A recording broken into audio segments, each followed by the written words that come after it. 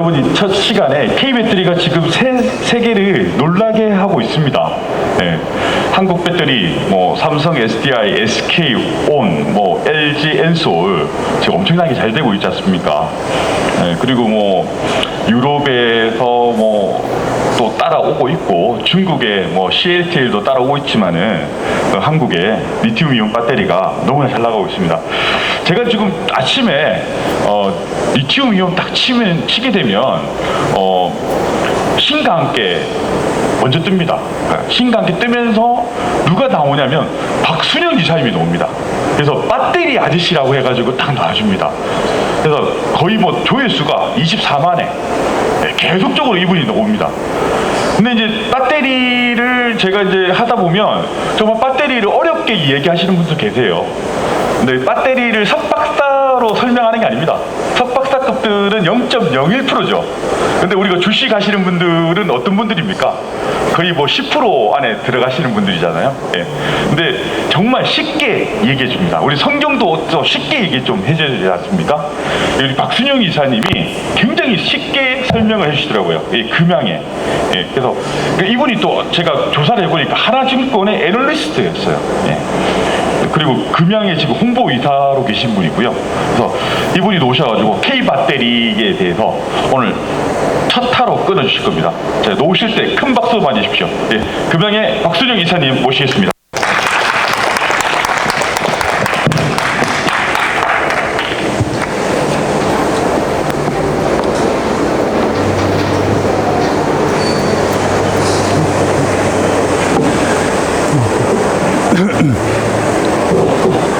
안녕하십니까. 금양 홍보이사 박순영 이사입니다.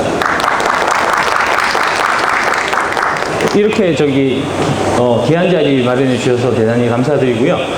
일단 이제 우리 한국 K배터리의 초격차 전략과 향후 과제라는 주제를 가지고 한 30분 정도 이제 말씀드리고 나머지 한 10분 정도는 이제 Q&A 진행하는 그런 형태로 진행해 보도록 하겠습니다.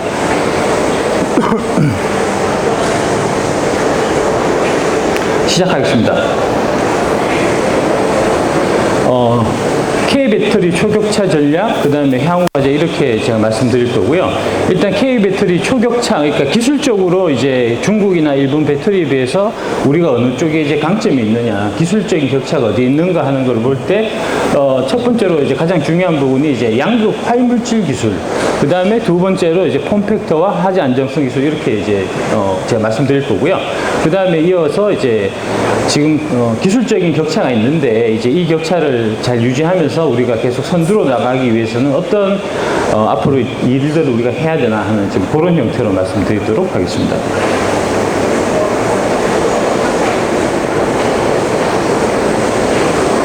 안 먹죠? 안 나온 것 같아요. 예. 됐네. 아이고. 예.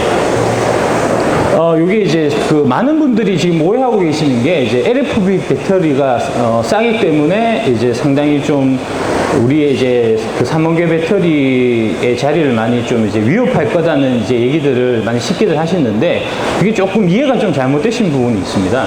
그러니까 보시면은 요쪽에 LFP 배터리가 지금 킬로와트 시당 원가가 한 115달러 정도가 되고 그에 비해서 이제 요 맨 왼쪽에 있는 이제 NCM 622 기준으로 보면은 이게 킬로와트 시당 141불 정도가 되니까 NCM 622 기준에서 봤을 때는 지금 이제 LFP가 한 25%, 한 30% 정도 가까이 이제 싼 형태가 되지만 우리가 이제 계속해서 기술 개발을 해서 이제 양극재, 하이니켈 쪽으로 니켈 비중을 높이면 높일수록 이게 이제 에너지 밀도가 높아지면서 킬로와트 시당 원가가 떨어지는 효과가 있는데 그렇게 해서 이제 811 기준으로 보면은 지금 LFP하고 대략 한 15% 정도 차이가 나고 NCMA, 그러니까 이제 니켈이 90% 이상 들어가 있는 이제 NCMA나 NCM 구반반이나 이제 이런 쪽으로 가면은 오히려 이제 가격이 더 싸지는 이제 그런 현상들이 일어납니다. 그래서 이제 지금 저희 K 배터리 업계에서는 이제 LFP, 중국산 LFP의 도전에 대응해서 니켈 함량을 높여서 이제 니켈이 90% 이상 들어가는 NCMA 쪽을 지금 주력으로 해서 지금 개발이 다 끝나 있는 상태고, 요게 이제 지금 배터리 3사로 보면 LG 쪽에 이제 NCMA를 지금 채택하고 있고, SK 쪽에서는 이제 NCM9이라는 이름으로 팔고 있고, 그 다음에 이제 SDI는 이제 Gen5, Gen6라는 형태로 해서 이제 지금 이제 팔고 있거든요. 요게 이제 지금은 NCMA가 채택되고 있는 차량 자체가 많지 않지만, 지금 현대차 기준으로 말씀드리면은 지금 이제 아이오닉 5 같은 경우가 NCM81이지만 요번에 새로 나와서 선풍적인 인기를 끌고 있는 아이오닉 6 같은 경우가 이제 NCMA로 들어가거든요.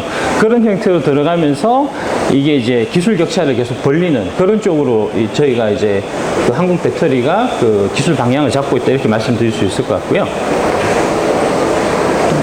좀 넘겨주실래? 예, 넘겨주십시오. 예.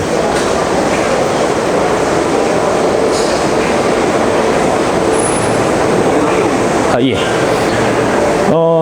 요게 이제 그런 현상들이 일어나는 뭐 여러 가지 이유가 있는데, 그 중에 하나 꼭 이제 말씀드리고 싶은 게, 그 NCM 배터리, 그러니까 우리가 하고 있는 삼원계 배터리에 비해서 이제 LFP 배터리가 차이가 있는 부분이, 그 NCM에서는 이제 주요 광물로 니켈을 쓰고, LFP는 그 니켈 부분이 없기 때문에 이제 그 니켈이 없는 만큼 LFP가 가격이 싸다, 이제 그런 논리인데, 여기 보시듯이 요 맨 아래쪽에 있는 이 회색이 지금 니켈이거든요. 니켈 가격은 올해 초에 잠깐 올랐다가 다시 원위치를 해서 이게 지금 크게 비싼 형태의 광물은 아니고요. 지금 이제 가장 비싼 형태의 광물은 요 오렌지색으로 되어 있는 리튬입니다. 리튬이 이제 지난 2020년 1월 이후에 거의 지금 한 10배 가까이 가격이 올라와 있어서 지금 이제 이 코발트, 리튬, 니켈 중에서 가장 중요한 광물은 리튬이고, 리튬은 지금 저희가 하고 있는 뭐 NCM 3원계 계열이나 중국의 이제 LFP 배터리나 상관없이 다 들어가는 물질이기 때문에 LFP가 니켈이 들어가지 않음으로 인해서 생기는 가격적 이점 자체가 이 원자재의 이제 원재료의 그 가격 동향에 따라서 많이 상실된 상태다, 이제 그렇게 이해하시면 될 것 같습니다.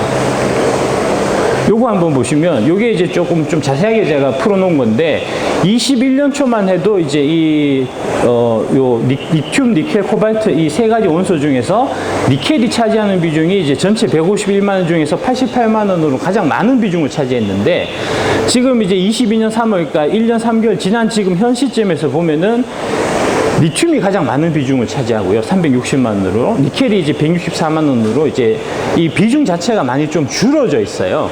그래서 이제 니켈을 쓰나 안 쓰나에 따른 가격 격차가 사실은 많이 좀 의미가 없어진 이제 그런 형태로 보시면 되겠습니다. 그러니까 니켈이 21년 초에는 전체 이 세 가지 원가 구성 중에서 58%를 차지했는데, 이게 이제 22년 3월 기준에서는 28%로 크게 줄어든 거니까 중국이 갖고 있는 자랑하는 LFP의 이제 가격 우위는 지금 상당 부분 많이 없어졌다, 그렇게 보시면 될 것 같습니다. 그래서 이제 NCMA하고 이제 LFP를 한번 비교를 해보면, NCMA가 이제 에너지 밀도가 305Wh/kg 정도가 되고, LFP가 이제 165Wh/kg 정도가 돼서 이게 차이가 한 84% 정도 NCMA가 이제 에너지 밀도가 높은 유리한 이제 그런 면이 있고요. 이 이제 에너지 밀도가 높은 부분이 킬로와트시당 원가에서 이제 NCMA가 LFP보다 한 7% 정도 저렴하고, 이게 이제 차에 들어갔을 때 가격이 104만 원 정도 더 싸면서 이 결정적으로 이 에너지 밀도가 무게하고 직접적으로 연결되는 요소이기 때문에 LFP에 넣는 거에 비해서 NCMA를 넣었을 때 무게가 424kg 더 가벼워지는, 그러니까 LFP 탑재한 차는 424kg 더 무거워지는 그런 영향이 있기 때문에 저희가 봐서는 이제 LFP는 전기차용으로는 적합하지 않다라고 저희는 생각하고 있고, 지금 시장의 동향도 그런 쪽으로 흘러가는 것 같습니다.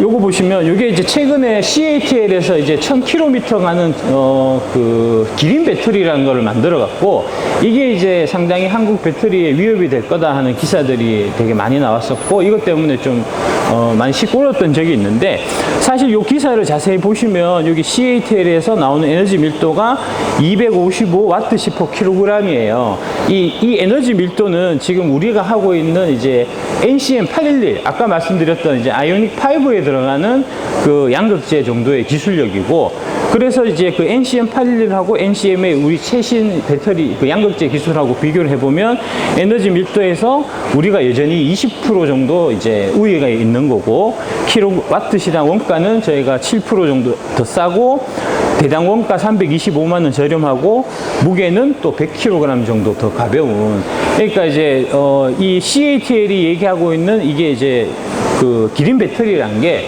실제로 이제 세부적으로 내용을 뜯어보면 우리 한국의 배터리 양극재 기술에 비해서는 양극화의 물질 기술에 비해서는 한 대략 한 2년 내지 한 3년 정도 좀 뒤처져 있는 기술이다라고 말씀드릴 수 있겠습니다.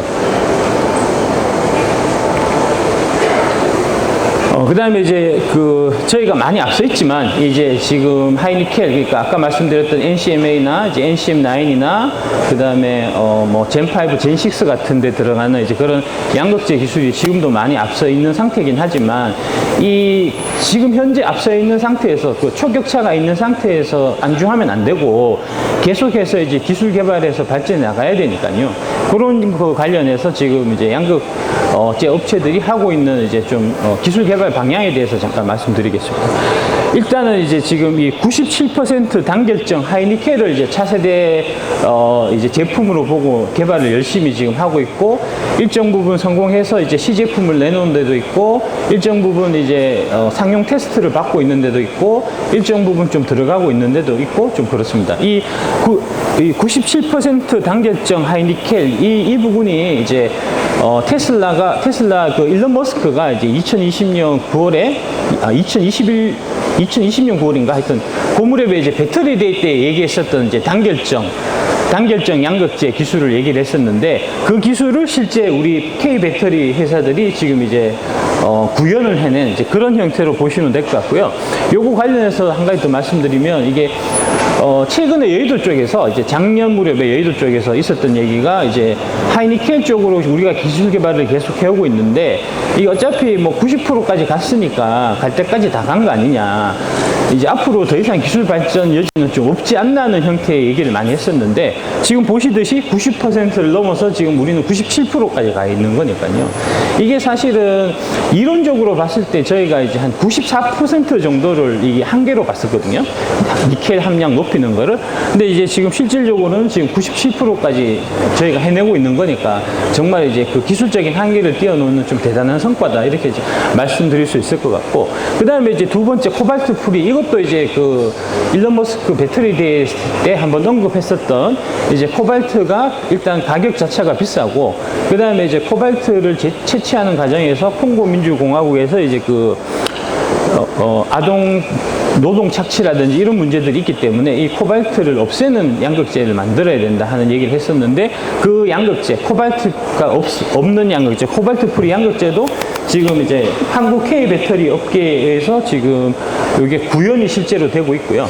그 다음에 세 번째로 이제 망간 리치라고 해서 요거는 뭐냐면 아까 말씀드렸듯이 이제 그 중국의 LFP하고 우리의 NCM 계열에서 이제 원가 차이는 사실은 니켈 부분에서 많이 발생하는 거니까 니켈이 좀 상대적으로 비싼 광물이고 하이니켈 쪽에서는 니켈 함량이 또 높아지니까 그래서 이제 저희 그 K 배터리 업계에서 생각해낸 게 그러면은 이제 니켈 비중을 줄이면 되지 않냐. 이 망간 같은 경우가 니켈에 비해서는 그 원가가 한 10분의 1, 20분의 1 정도밖에 안 되는 이제 되게 저렴한 원소고 그 다음에 매장량도 상대적으로 망간 같은 경우는 되게 풍부하거든요. 그래서 이제 망간 비중을 높이고 니켈 비중을 줄이면 이제 그 양극 화물질에서 원가 경쟁력, 원가를 떨어뜨릴 수 있으니까 이걸 갖고 값싸다고 얘기하는 LFP하고 한번 이제 좀 대적해보자. 이런 형태로 해서 이제 저희 쪽에서 개발한 게 지금 망간 리치고요. 망간이 많이 들어가 있는 이제 그런 거고, 망간디치 또는 하이망간이라고 하고, 이게 이제 NMX라든지 OLO 이런 형태로 지금 이제 개발이 지금 되고 있는 그런 상태다라고 말씀드릴 수 있겠습니다.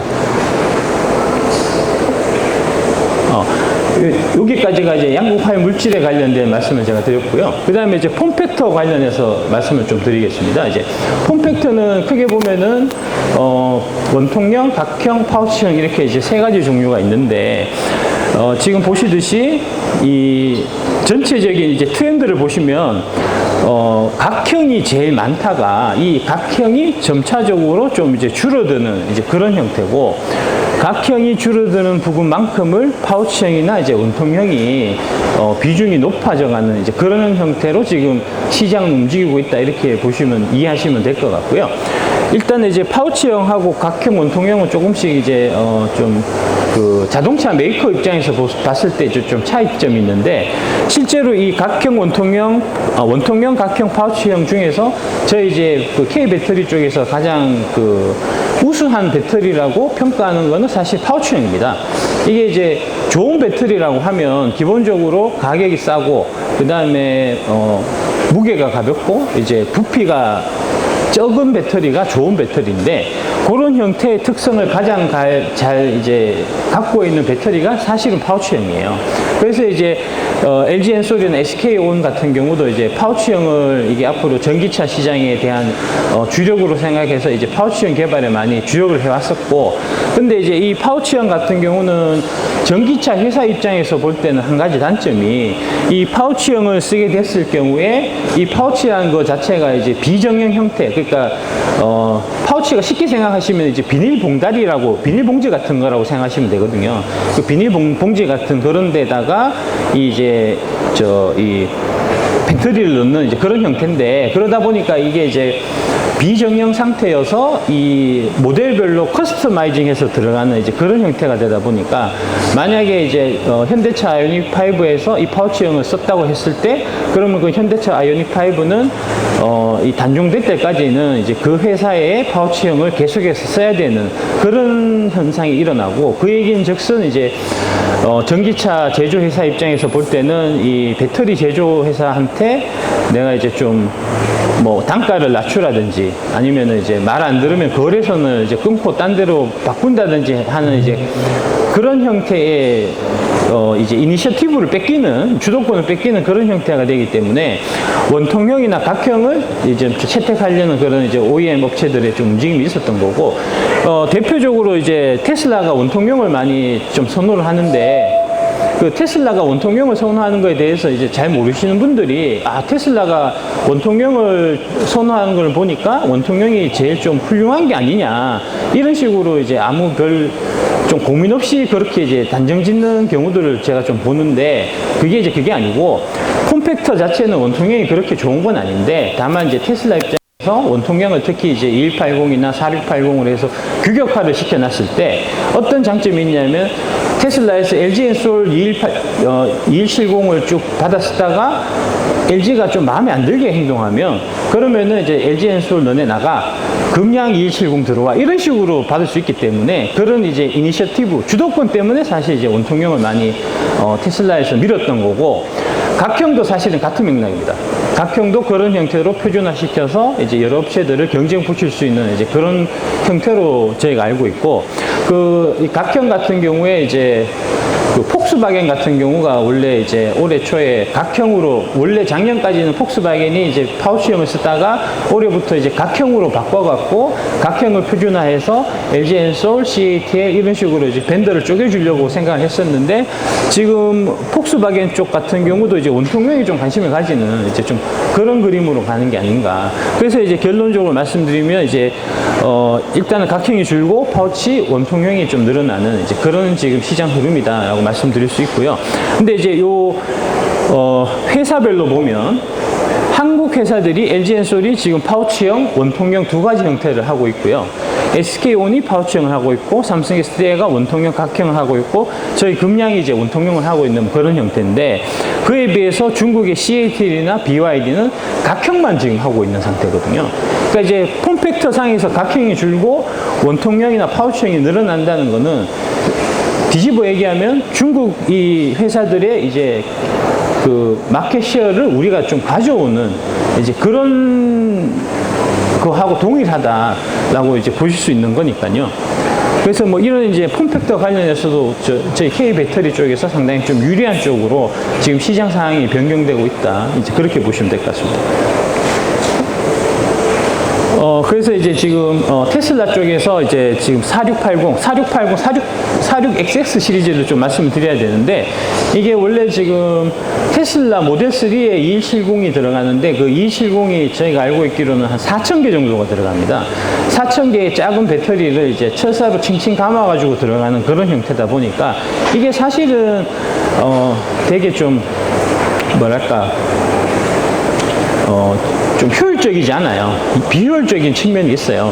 그래서 이제 테슬라가 사이버 트럭으로 이제 픽업 트럭 형태, 사이버 트럭 형태로 가려고 하다 보니까, 그러면 이게 2170으로 넣게 됐을 경우에는 4,000개가 아니고 뭐 7,000개, 8,000개씩 넣어야 된다는 얘기가 되니까, 아, 이건 도저히 안 되겠다. 그래서 이제 생각해낸 방법이 사이즈를 키우자 해서 나온 게 이제 4680 배터리고요. 이게 대략 저희 계산으로는 4680이 사이버 트럭이 아마 900개 정도가 들어갈 걸로 저희가 예상을 하고 있습니다. 그러니까 들어가는 개수가 확 줄어드는 거죠. 그래서 이제 4680을 테슬라 쪽에서 먼저 얘기를 했고, 이게 이제 배터리 데이 때 4680을 얘기를 하면서 이제 자신 있게 우리가 이거를 내재화해서 이제 직접 만들겠다라고 이제 포부를 밝혔는데, 그때 당시에 이제 저희 K 배터리 업계에서 그 배터리 데이 때 테슬라가 얘기하는 걸 보고 좀 반신반의했었어요. 사실은 이제 될 거라고 이제 생각했던 분들은 이제 테슬라가 워낙 그동안 이제 불가능하다고 많은 사람들이 생각했던 것들을 이뤄냈기 때문에, 이 4680 배터리 관련해서도 우리가 기술적으로 봐서는 좀 어려울 것 같은데 그래도 테슬라는 어떻게든 방법을 찾아서 해내지 않겠나라고 이제 생각하는 분들도 있었고, 또 반면에 이제 또 저희 그 화학업계 쪽에서 특히 이제 좀 기술이 오래되신 분, 잔뼈가 굵으신 분들 같은 경우는 이게 이제 배터리라는 게 이 테슬라가 하고 있는 뭐 자동차하고는 전혀 접점이 없는 사업이라 갖고 쉽지 않을 텐데, 특히 수율 잡는 게 어려울 텐데라는 이제 그런 좀 의견들로 좀 반반씩 좀 갈렸었어요. 그리고 지금 와서 업계 이제 테슬라 쪽 동향이나 이런 거를 쭉 보면은 이제 후자가 생각이 좀 맞는 것 같습니다. 테슬라가 지금 수율을 제대로 못 잡고 있고, 그러면서 사이버 트럭의 출시가 계속해서 지금 연기되고 있는 상태입니다. 그러니까 원래는 테슬라 사이버 트럭이 2019년에 그 처음 발표를 했고 21년도에 이제 출시를 하겠다라고 얘기를 했었는데, 21년 돼서는 22년으로 한 해 미뤘고, 올해 22년에는 이제 23년으로 다시 미루고 있는데, 저희가 봐서는 23년도 좀 어렵지 않겠나, 24년에는 돼야 나오지 않겠나, 그렇게 보고 있습니다. 그래서 이 4680 폼팩터 관련해서도 지금 가장 진도가 앞서 있는 게 사실은 LG 에너지 솔루션이 가장 앞서 있습니다. LG 에너지 솔루션이 지금 23년, 그러니까 내년 11월에 양산 개시할 계획으로 있고요.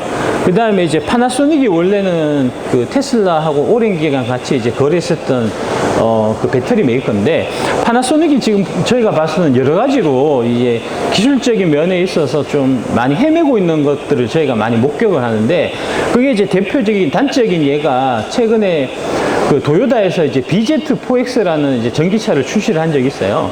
지금 그 차가 처음 나왔을 때 스펙 자체도 이제 상당히 좀 나빠갖고, 그 1회 충전 주행거리가 뭐 350km 밖에 안 되고, 그 다음에 이제 제로백이 뭐 8초, 9초 이렇게 되니까 뭐 이런 거를 차라고 만들었냐, 우리가 좀 많이 비웃었는데, 그거조차도 지금 이제 BZ4X가 바퀴가 빠져갖고 지금 전량 리콜이 들어갔습니다. 지금 거기에 지금 파나소닉 배터리가 들어가다 보니까, 이게 일본의 이제 자동차 메이커들, 뭐 혼다라든지 닛산이라든지 하는 회사 입장에서 봐서는 이게 파나소닉을 계속 믿고 가다가는 이게 우리도 이제 도요타처럼 저렇게 이제 망신당하지 않겠나, 도요타 꼴 나지 않겠나 해서 이게 K 배터리 쪽으로 이제 좀 거래선을 바꾸려고 하고, 그게 이제 어제 그 기사화됐던 혼다하고 LG 엔솔이 이제 손을 잡은 그게 이제 그런 맥락이고요. 아마 닛산도 조만간에 이제 다시 LG 엔솔 쪽 배터리를 쓰지 않겠나, 이제 그렇게 보고, 크게 보면은 이제 자동차를 크게 만드는 회사가 한국, 그 다음에 저기 미국, 유럽, 일본, 그 다음에 한국, 중국 뭐 이 정도 한 5개 정도 이제 지역으로 보시면 되는데, 지금 이제 미국 쪽 전기차는 일단 저희 K 배터리가 거의 이제 석권하는 분위기고, 유럽 쪽은 원래 저희가 다 석권하고 있다가 그 중에 일부를 이제 독일 애들이 좀 이제 치고 들어오는 그 정도 형태로 보시면 될 것 같고, 일본은 당연히 파나소닉이 먹을 거다라고 다들 생각했었는데, 지금 돌아가는 분위기는 파나소닉 거를 안 쓰고 한국 거를 써야 된다는 분위기로 지금 잡혀가는 것 같습니다. 한국은 뭐 당연히 한국 거 쓸 거고, 중국은 이제 중국 거 쓰겠고, 뭐 그런 형태가 되겠죠. 그래서 이제 파나소닉이 지금 계속 헤매고 있어갖고, 원래 파나소닉이 내년 하반기를 얘기를 했었어요. 원래는 일정이 23년 하반기에 우리가 이제 4680을 만들어서 테슬라에 납품하면 그거 갖고 이제 테슬라가 세미 트럭이 내년 하반기에 나오는 스케줄이었는데, 그게 지금 파나소닉도 계속 좀 미뤄지고 있는 상태입니다. 그래서 지금 얘기가 24년 상반기라고 지금 얘기가 나오는데, 이것도 사실은 상반기 돼봐야 될지 안 될지가 확인될 것 같습니다. 그렇고 지금 테슬라는 열심히 노력은 하고 있지만, 이게 이제 역시 말씀드렸듯이 화학 산업이랑 이제 자동차 산업은 완전 다른 산업이라서 수율 40% 수준에서 아주 고전하고 있는 걸로 저희가 파악하고 있습니다.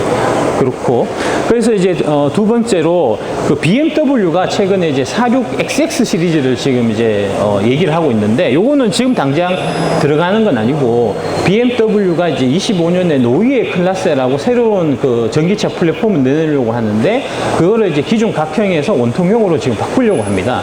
근데 이제 BMW도 나름 자기들이 자존심이 있으니까, 이게 테슬라가 4680 하는데 우리도 같이 4680 하면은 모양이 안 사니까 4680 말고 조금 이제 스펙을 바꿔갖고 이제 테슬라하고 다른 거를 지금 독자적인 스펙을 만들고 싶어 해요.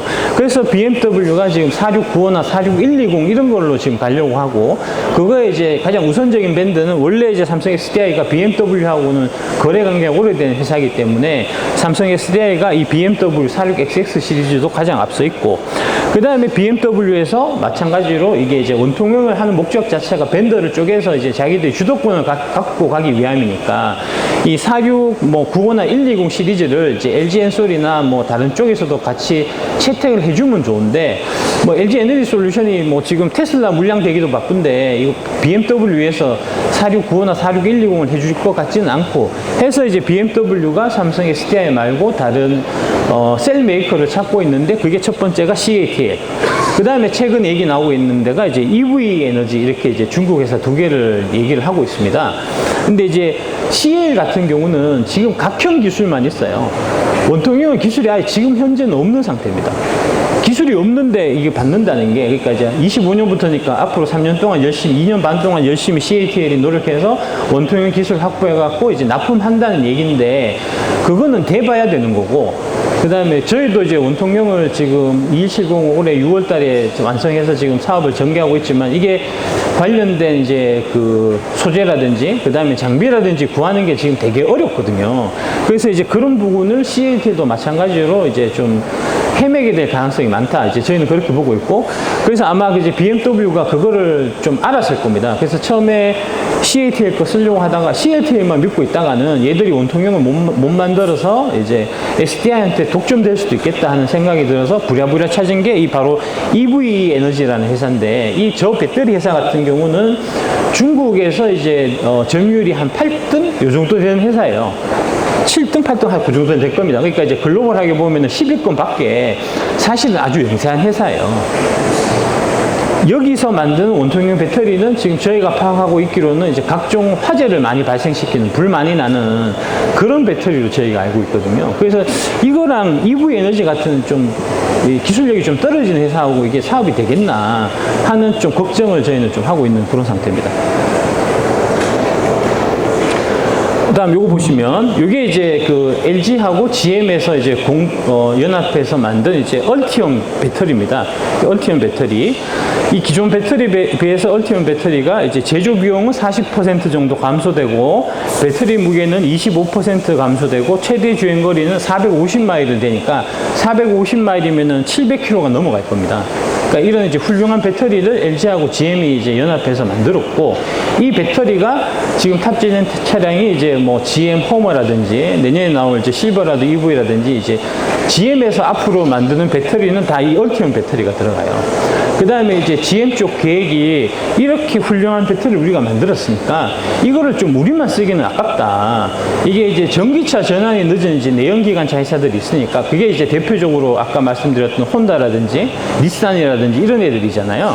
그래서 이제 그런 좀 내연기관을 하다가 전기차를 하고 싶은데 지금 이제 전환이 늦은 애들한테 우리가 이거를 좀 피를 받고, 그러니까 이제 라이센스 피를 받고 걔들한테 좀 빌려주자 하는 형태의 이제 사업 구상을 하고 있는데, 그게 요번에 이제 혼다가 LG하고 연합한 게 바로 거기입니다. 혼다가 이 얼티엄 배터리를 라이센스 피를 주고 받아 쓰는 거예요. 이제 그런 형태고, 그래서 25년에 30종 총 200만 대를 목표로 지금 이제 계획이 잡혀져 있고, 여기 따라서 저희 K 배터리 쪽에서 이제 되게 크게 이제 할 것 같습니다. 예. 그래서 이제 이런 형태로 다양한 형태의 이제 전기차 출시가 예정돼 있고요. 그 다음에 화재 안전성 부분에, 그러니까 중국이 지금 많이 좀 뒤쳐져 있는 부분이 바로 이 부분입니다. 여기 NCM811, 그러니까 니켈이 함량이 올라가면 올라갈수록 화재 가능성이 그만큼 커져요. 그래서 이제 NCM9 같은 경우에는 이 화재 안정성을 잡는 게 되게 어려운 이슈고, 이거는 이제 NCM811 같은 경우도 마찬가지인데, 지금 이제 요게 2020년, 2021년 이렇게 이제 불나는 사례들이 CATL에서 계속 있었고, 올해는 어떤지는 모르겠습니다. 작년까지는 불나는 사례들이 많이 있었고, 그 다음에 요거는 이제 BYD 최근에 얘기를 많이 하시는데, BYD가 뭐 현대차보다 전기차 만드는 기술이 더 뛰어나다는 이제 좀 말도 안 되는 소리를 하시는 분들이 있는데, 그분한테 이거를 제가 한번 보여드리고 싶습니다. 이게 실제로 중국 현지에서 있었던 일이에요. 이게 올해 8월 달에 있었던 건데, 이게 출시 일주일밖에 안 된 차인데, 이제 쇼핑하러 그냥 길가에 이제 주차해 놓은 상태에서 이게 불이 났어요. 이렇게. 올해 BYD가 공식적으로 확인된 것만 40건 이상의 배터리 화재가 있었습니다. 아직까지 이제 이런 문제들이 중국은 좀 해결하지 못한 이제 과제들이 많이 있는 겁니다. 그 다음에 요걸 보시면 이제 최근 몇 년 전에 이제 중국산 원통형 배터리가 한국 시장에서 많이 쓰였어요. 이제 가격이 싸니까 싼 맛에 많이 썼었는데, 요거 보시면 이제 집에서 그 킥보드 충전하다가 불이 나서 이게 집 밖으로 탈출 못 해갖고 이제 창 밖으로 지금 뛰어내리는 모습이거든요. 이런 일이 있었고, 그 다음에 오른쪽 그림은 뭐냐면 이제 인도에 지금 전기 스쿠터에 이제 중국 원통형 배터리를 많이 팔고 있는데, 그게 이제 저런 식으로 이제 불나고 있는 이제 그런 형태고요. 그다음에 이게 이제 진짜 경쟁력이라고 보시면 됩니다. 이제 중국은 이제 중국 정부가 인위적으로 자국 내 그 배터리만 밀어주기 때문에 중국을 제외하고 나머지 글로벌 쪽에서 이제 시장 점유율을 봐야 그게 이제 진정한 경쟁력을 나타내는 요소다라고 볼 수가 있고, 그래서 중국을 제외하고 보면 2016년만 해도 이 전기차 배터리에서 일본이 차지하는 비중이 59%였고 우리가 22%, 중국이 12% 정도였거든요. 그러니까 26년, 27년, 28년, 29년까지만 2019년까지만 해도 일본이 우리보다 사실은 기술력에 우위에 있었다고 볼 수가 있습니다. 근데 이제 2020년 들어와서 이게 역전되기 시작해서 지금 2021년 기준으로 보면은 한국이 57%, 일본이 25%, 중국이 17% 정도 되는 이제 이 지금 상황이 현재 경쟁력을 보여주는 이제 제대로 된 지표다라고 보시면 될 것 같고, 그러니까 결론적으로 말씀드리면 한국이 과반을 차지하는 이제 이 배터리 쪽에서는 가장 선두 업체고, 옛날에 일본이 잘 나가다가 지금 이제 쇠락하고 있고, 중국이 빠르게 쫓아오고 있긴 하지만 아직까지는 상당한 좀 격차가 있다, 이렇게 보시는 게 제일 맞을 것 같습니다. 그래서 이제 뭐 이런 형태로 지금 글로벌 OEM 이제 전기차 회사들의 배터리를 K 배터리들이 다 석권하고 있는 그런 상태고요. 그다음에 향후 과제에 대해서 이제 좀 말씀드리겠습니다. 그러니까 이제 기술력은 저희가 압도적인데 딱 결론적으로 말씀드리면 지금 부족한 거는 원자재예요. 지금 이제 중국산 배터리를 추앙하는 분들이 하는 얘기 중에 뭐 우리가 기술력 백날 좋아봐야 결국은 광물이나 뭐 이런 거는 다 중국에서 오지 않냐라는 얘기를 하는데 그거는 저희도 당연히 잘 알고 있고 그렇다고 하면은 그 광물의 중국 의존도를 우리가 극복하기 위해서 노력을 해야지 그거를 뭐 중국에서 이제 갖다 쓰니까 우리는 대충 포기하고 뭐 이런 형태로 얘기하면 그건 사실 좀 말이 안 되는 얘기거든요. 그래서 이제 그런 중국이 이 2차 전지 산업 관련한 원자재를 이렇게 장악하고 있는 그런 그 구조를 깨기 위해서 나온 게 IRA 법안이고 그 법안에 당연히 이제 그 아까 말씀드렸던 GM이나 포드가 메인이 돼서 SK 그다음에 LG가 연합해서 그 밑에 이제 한국의 밸류체인들이 같이 연결돼서 이 중국의 원자재 의존도를 탈피하기 위한 여러 가지 노력들을 지금 많이 하고 있는 거고요. 그게 이제 가능하게끔 그런 방향으로 흘러갈 수 있게끔 이 법안이 짜여져 있다. 이제 그렇게 보시면 될 것 같습니다. 그래서 이제 이 K 배터리 업계가 양극재 공장을 지금 북미 열심히 건설을 하고 있고 전구체 내재화에 속도를 내고 있고 그 다음에 리튬 쪽 관련해서 이제 리튬을 중국 소나기에서 벗어나서 이제 우리가 주도권을 갖고 개발할 수 있게끔 포스코홀딩스라든지 에코프로라든지 그리고 이제 저희 금양도 같이 이렇게 이제 확보하기 위해서 많은 노력을 하고 있는 이제 그런 상태다라고 말씀드릴 수 있을 것 같고요. 그 다음에 여기 보시면 여기가 이제 칠레, 아르헨티나, 이 콜롬비아가 있는 여기가 리튬 삼각지대입니다. 리튬 트라이앵글이라고 부르는데 요 여보 지역에 전 세계 리튬의 뭐 그 55%가 묻혀 있다는 얘기도 있고 뭐 70%가 묻혀져 있다는 얘기도 있어요. 이 좁은 지역에. 그러니까 이게 이제 석유로 치면은 여기가 사우디 뭐 아랍에미레이트, 쿠웨이트 뭐 이런 형태로 이게 몰려 있는 지역이거든요.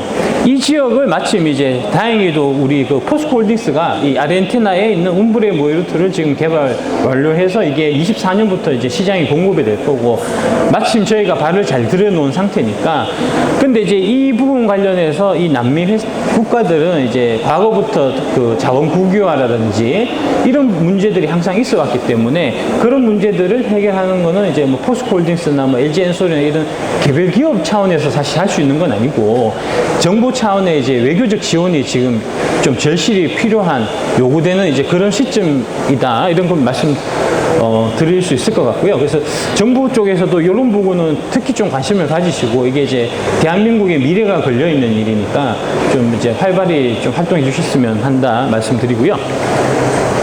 다음에 그래서 이제 요게 아까 말씀드렸던 이제 리튬 국유화 관련해서 지금 멕시코하고 칠레가 리튬 산업을 국유화하려고 하는 지금 움직임이 벌써 있고요. 지금 다행히 이제 우리가 들어가 있는 아르헨티나는 이런 움직임이 없는데 아르헨티나도 이런 이제 리튬 산업 국유화를 선언하지 않게 하기 위한 이제 정치적 외교적 노력이 많이 필요한 상황이다. 이제 그렇게 말씀드릴 수 있겠습니다. 그 다음에 이제 요거 아프리카 쪽에 대한 자원 외교가 지금 많이 필요해요. 이것도 마찬가지로 정부 지원이 필요한데 지금 아프리카 같은 경우는 이제 중국이 1대1로를 통해서 다 장악을 해서 우리가 들어갈 여지가 아예 없다라고 생각하거든요. 들어갈 여지가 없으니까 노력하지 말자 이제 지레 포기하는 그런 형태인데 사실은 지금 그 1대1로 관련해서 좀 균열이 있어서 마침 저희 금양이 이제 저희가 그 탄자니아 쪽에 저 아프리카를 공략하기 위한 저희가 거점이 있습니다. 저희 한 해 매출의 17%가 아프리카 쪽에서 나오거든요. 그래서 저희가 아프리카 상황은 좀 아는데 아프리카 쪽에서 이 1대1로에 대한 중국의 1대1로에 대한 좀 반감이 지금 좀 많이 높아져 있는 상태예요. 이게 지금 뭐냐 하면은 이제 파키스탄에서 1대1로를 통해서 중국에 차관을 썼다가 그것 때문에 이제 IMF를 가게 되는 그런 현상들이 일어나서 파키스탄 국민들이 분노해서 이제 막 데모를 벌이는 시위를 벌이는 그런 장면이거든요. 이게 지금 스리랑카고 스리랑카도 그렇고 파키스탄도 그렇고 몰디브도 그렇고 그런 일들이 지금 많이 일어나고 있습니다. 그래서 이제 아프리카 주민들도 국민들도 저희하고 얘기를 해보면 중국한테 이런 형태로 마냥 끌려가서는 안 되겠다. 누가 이제 제3국이 와서 우리의 자원을 이제 가져가고 대신에 이제 호의적인 관계로 서로 윈윈을 할 수 있는 형태로 이제 해주면 우리도 되게 좋겠다라는 그 아프리카 쪽 분들의 얘기도 저희가 많이 듣고 있어요. 그래서 이제 지금이 또 절호의 기회니까 이런 부분 관련해서 이제 정부의 그 외교적 노력이 많이 필요한 시점이 아닌가 이제 말씀드릴 수 있을 것 같습니다. 예, 이상으로 발표를 마치겠습니다. 감사합니다. 제가 시간을 너무 많이 써가지고, 예, 한 3분 정도, 2분 정도 남았는데, 질문 있으면 하나 정도만 받도록 하겠습니다.